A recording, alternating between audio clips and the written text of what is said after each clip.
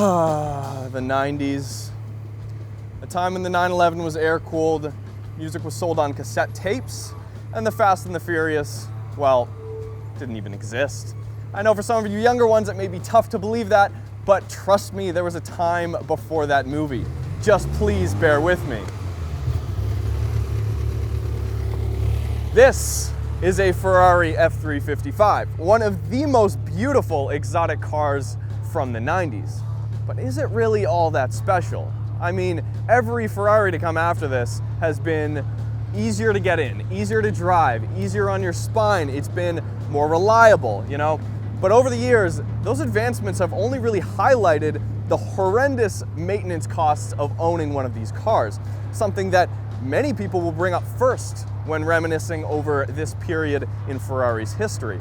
But you know what? I think they're wrong to do so, because last time I checked, it is impossible to hear your bank account crumbling with the sound of an Italian V8 screaming behind you at 8,500 RPM. I mean, let's just be honest with ourselves here.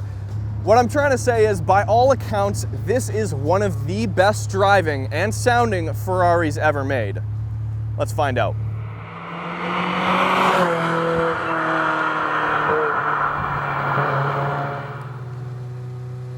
This is one of my favorite Ferraris of all time, straight up.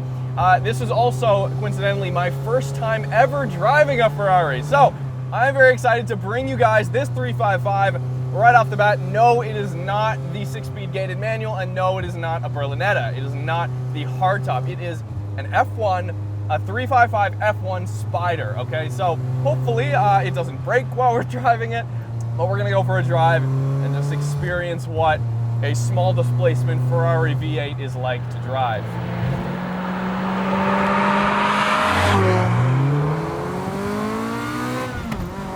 Woo-hoo! Oh, I got a smooth shift there.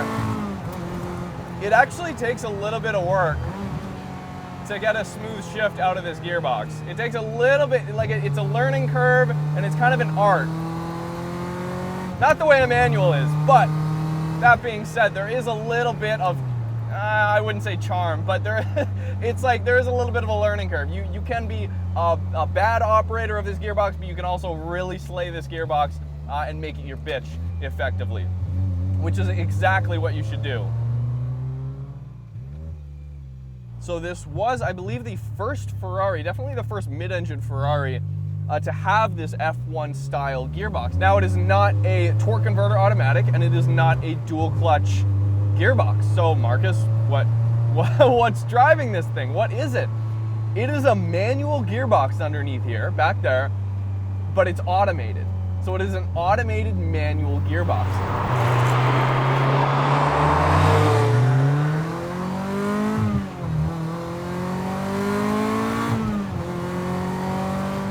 So the 3.5 liter makes 380 horsepower, right thereabouts, a little closer to 400 with the opened up exhaust here. This does have a 2B exhaust system on it, so that is not a factory exhaust sound you're hearing. But it does make 380 horsepower. So when compared to modern Ferraris, it's kind of slow. But it's not slow, that's the thing. Compared to any other car, it's not slow. Yeah, you know, 4-bangers and hatchbacks nowadays can easily make close to 400 horsepower without issue. But this was from a time when 400 horsepower was, I mean, insane. I mean, frankly, less than, I think about 6 or 7 years before this, the first production car hit 200 miles an hour, period. And this has a top speed of, I think, about 185 miles an hour. So just a few years after, I mean, this was creeping up to some of the fastest cars on the planet at the time in terms of top speed. I mean, this is an exotic Ferrari. This was Ferrari's V8 mid-engine, kind of middle of the lineup production vehicle.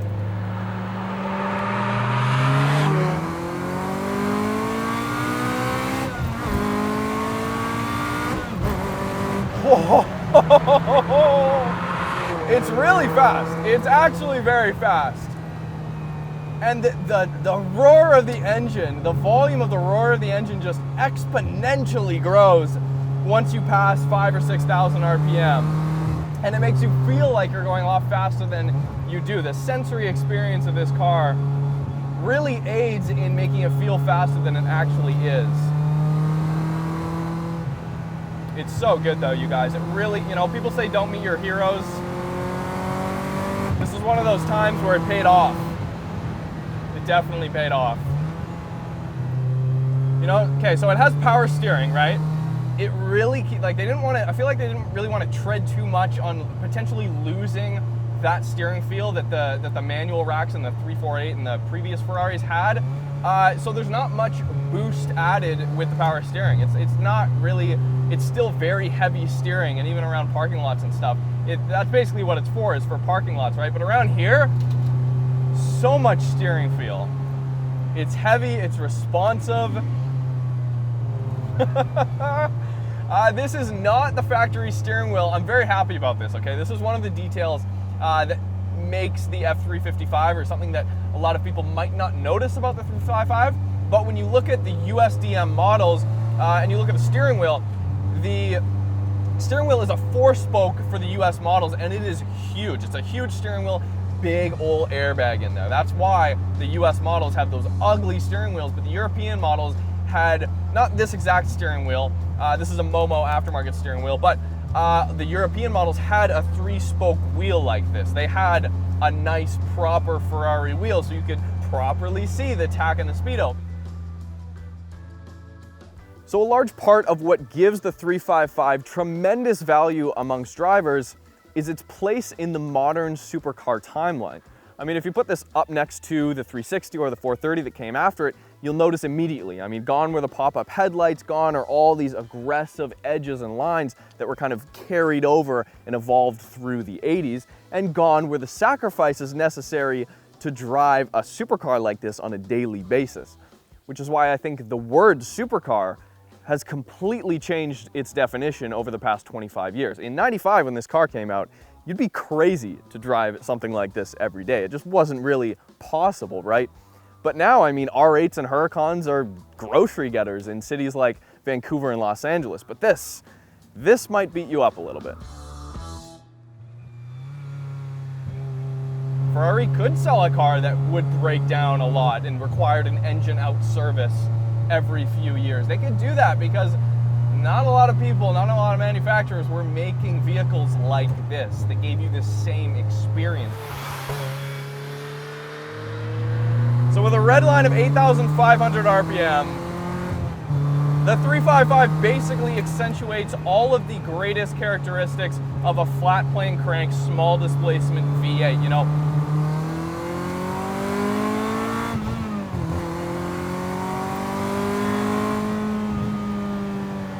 No, nothing beats a Ferrari V8. I mean, a Ferrari V12 maybe.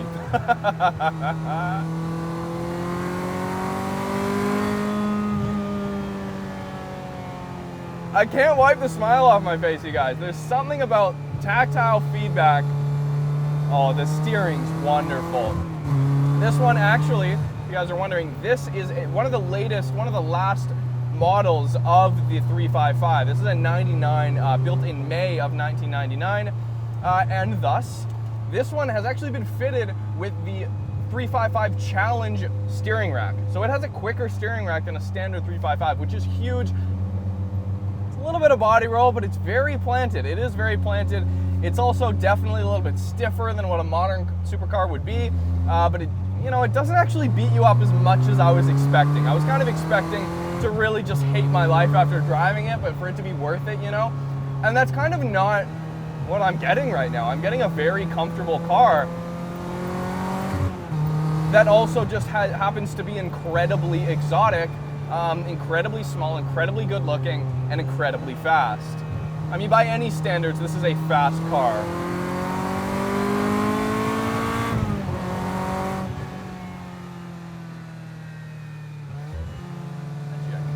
Approximately 11,000 Ferrari F355s were built between 1995 and 1999, and a staggering amount, and in fact the vast majority of those models came from the factory with the 6-speed manual gearbox. About 85% of Ferrari F355s were fitted with that 6-speed gated manual. So the car I'm driving here is the exception.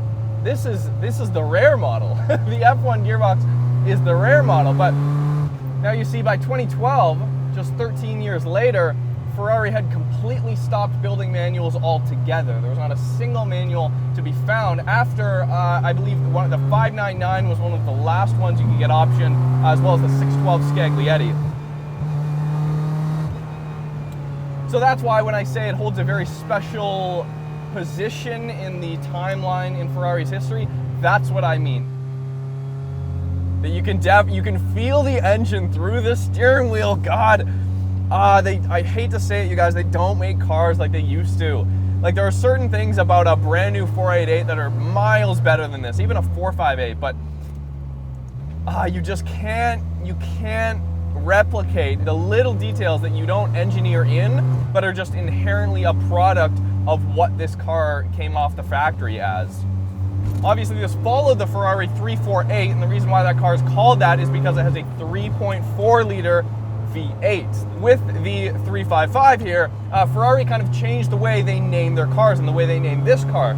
See, it's a 3.5 liter V8, yes, but the 355, that second 5, is talking about the 5 valves per cylinder that this car has over the 348's 4 valves per cylinder. So this V8 has 3 intake valves. The center valves actually open and close at 10 degrees difference in the camshaft rotation. So basically what you have is, according to Ferrari at the time, this was done to create the most volumetric, efficient intake and exhaust flowing system through this V8 that they had ever built. Like I said, this is an incredibly important Ferrari, and the reason why it's one of my favorite, I mean, I own a second-gen Toyota MR2, nicknamed the poor man's Ferrari. I mean, the design resemblance between the MR2 and the F355 is absolutely undeniable. So that's kind of why I feel like I've fallen in love with the 355 over the years. And, you know, since I was a kid, I had a picture of the 355 on my wall, along with, you know, a 964 turbo and an R33, R34 GTRs, you know, other really iconic cars from the same decade, from the 90s, right? That's just where my heart lies. So to bring you guys this car is really something else. It's really quite the experience. If you guys had to ask me, Marcus, would you rather own a Nissan R34 GTR or a Ferrari F355, both of which are right around the same price point right now, between $60,000 and $80,000, sometimes closer to $100,000, which you can easily pay for a low mileage 355, right? I'd much rather have the 355, you guys. It's a conversation. It is a conversation, I will admit that, but like, as a JDM fanboy, like this to me beats an R34 GTR in pretty much every aspect. It's mid-engine, that's a lot. Mid-engine right there is enough for me to kind of put me over the edge, but we gotta get gas. We are fresh out of fucking gas. Oh, it's just so much fun. Thank you guys so much for watching. I really hope you enjoyed this quick drive in the 355 F1 Spider. I sure did. I encourage you guys to, you know, do everything you can to go out and meet your heroes, to even just be around your favorite cars, because you get a much better understanding and appreciation of the reality of what these cars are versus just what you already had in your mind growing up while they were still on your walls on posters, right? I had so much fun. Thank you so much, Shinny, for tossing me the keys to the 355. I seriously cannot thank you enough. This has been a dream come true. So subscribe if you guys haven't already. Check out our new engine code JetTake designs. We just redid 2 of our designs, the 3S GTE and the 2JZ. Shop.roadsuntraveled.com. The link is in the description. We'll see you next time.